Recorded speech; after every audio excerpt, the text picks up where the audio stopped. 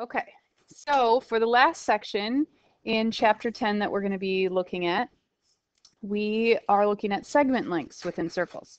So the last section we just went through was looking at angle measures and arc measures. Now we're looking at the actual length of segments within circles. So there's 3 formulas that we're going to be learning. Okay, and we're going to go through them right here.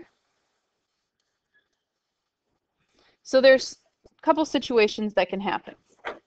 Okay, you have 2 segments, 2 chords intersecting inside the circle, which creates 4 segments. Okay, so there's one right here.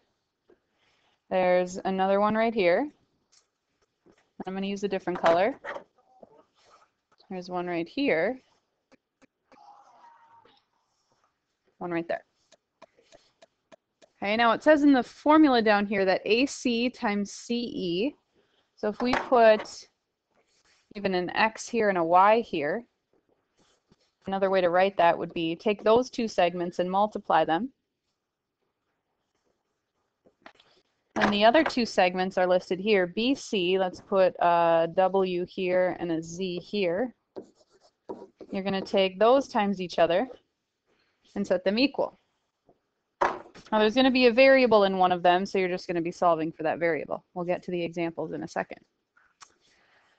Okay, this one, FH, so the segment outside the circle, I'm just going to color code these ones, FH times FJ, which is the whole segment. Okay, similar on the other segment, we're going to have FG multiplied by FI. What do you think is a really common mistake on the setup on this middle circle? What do you think kids would multiply? Yeah. Yeah, they would take the outside chunk and the inside chunk. Kids forget that the second thing that you're multiplying by is FJ, which is the entire length of the segment. So they forget to add those 2 things together. Okay, and again, we'll get to an example of that in the problems on the next page.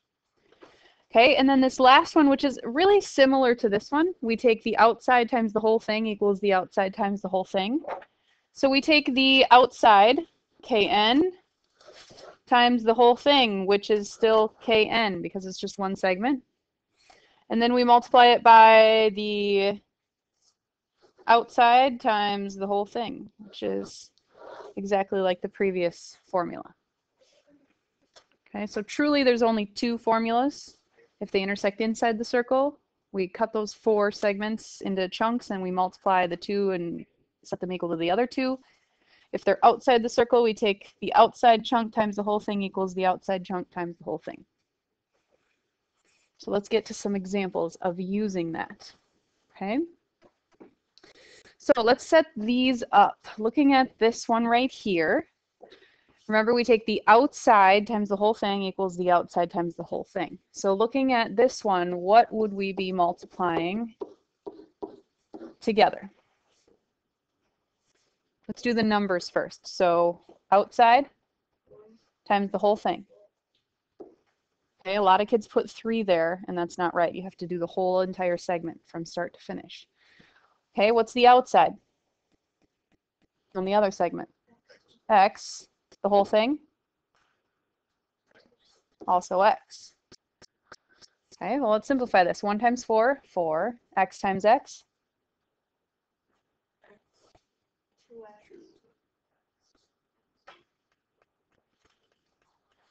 X times X is X squared. X plus X is 2X. So how do you solve that?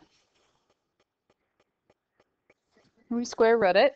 Okay, if we square root 4, we get 2. We actually get plus or minus 2, but we can't have a negative distance, so we ignore the negative one.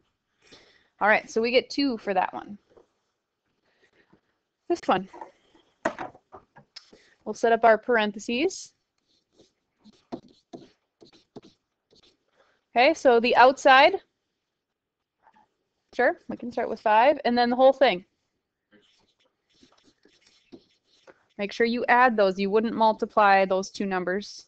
We didn't multiply them on this one to get the total length. Make sure you add them. So that's x plus 5 or 5 plus x would also work. And then the other one, the outside, times the whole thing, which is still 7.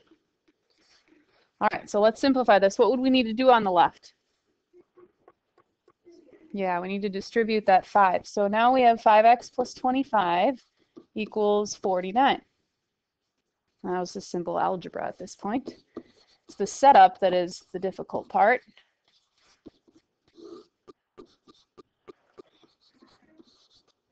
Divide by 5. What do we get? 4.8.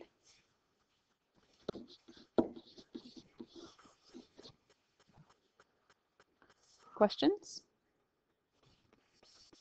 Okay, this is another one where we do the outside times the whole thing. So tell me one of them. Outside? 18. Okay, 18. I'm going to move this over. Times the whole thing. 40. Outside? 20. Times the whole thing. X. 20 plus x. Okay, the whole thing would be 20 plus whatever our x value is. All right. So when we multiply these, I'm going to need some help with calculators. What do we get here? 7.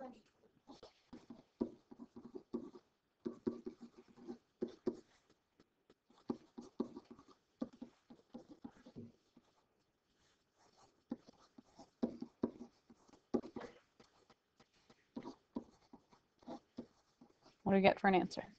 16. 16? Questions? All right. 2 more.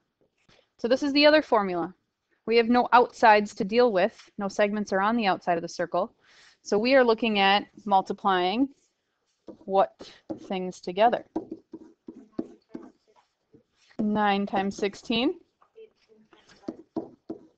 18 times x. Is this 144?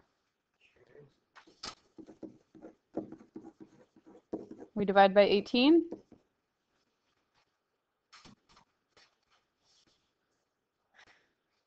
Yeah.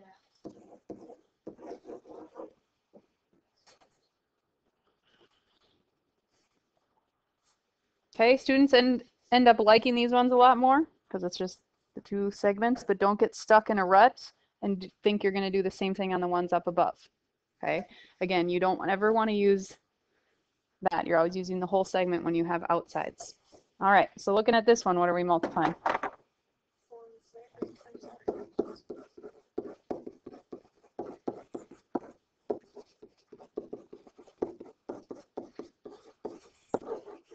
So you get 8 on both of those. Questions?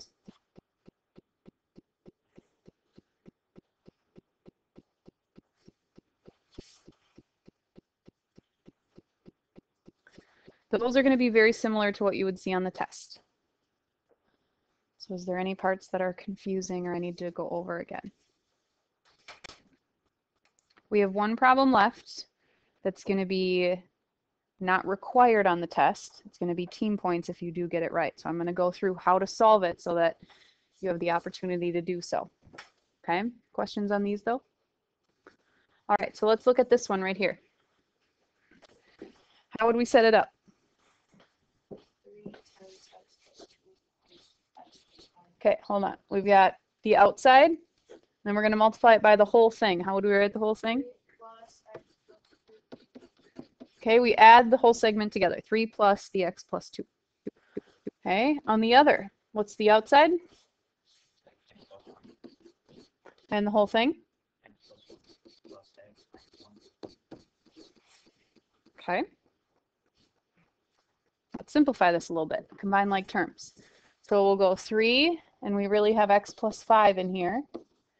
You have x plus 1. And then what's in those parentheses?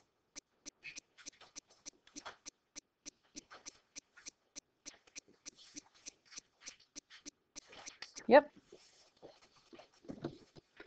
So on the left and on the right, we're doing the same step, correct? We're just distributing those numbers.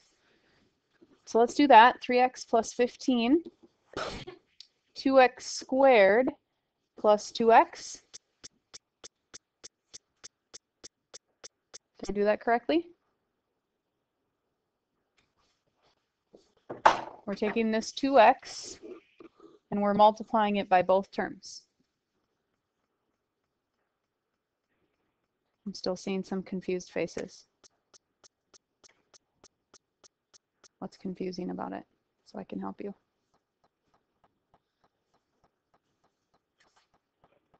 Making sense? When you take 2x times x, you get 2x squared, right? Okay. All right, now what we're going to do is we're going to pull everything to the right-hand side. This term right here, the one with the x squared, we want to stay positive. Okay, so we're going to minus 3x.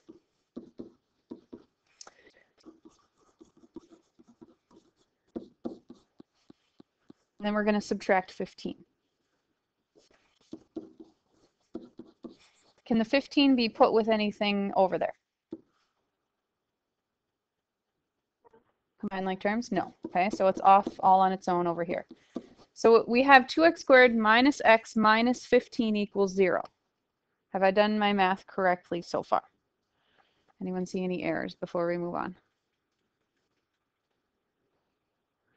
All right, so remember that short lesson we did on the quadratic formula? Here's why I had you do that. What was that quadratic formula?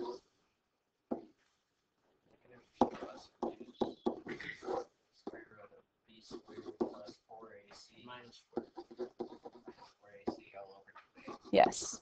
Okay. What is the A, B, and C on this problem?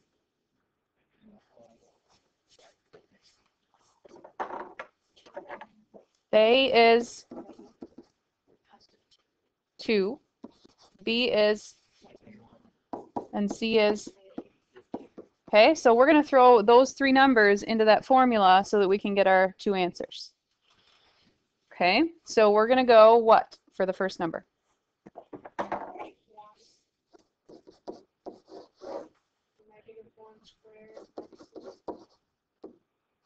Minus 4.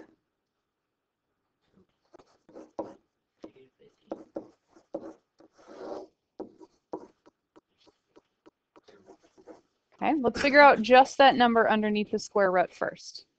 Okay, so we've got 1 plus or minus the square root of what number?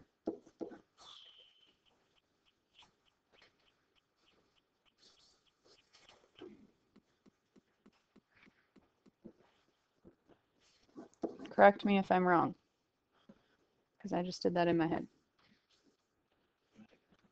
121? Okay, because 121 is just this portion of it right here.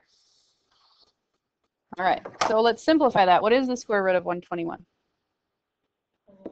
So really we have these two answers. So let's figure out what they are. In one case we're going to add the 11, the other case we're going to subtract. So if we take 1 plus 11 and divide that by 4, we get 3. If we take 1 minus 11 and divide that by 4, negative 2.5, right?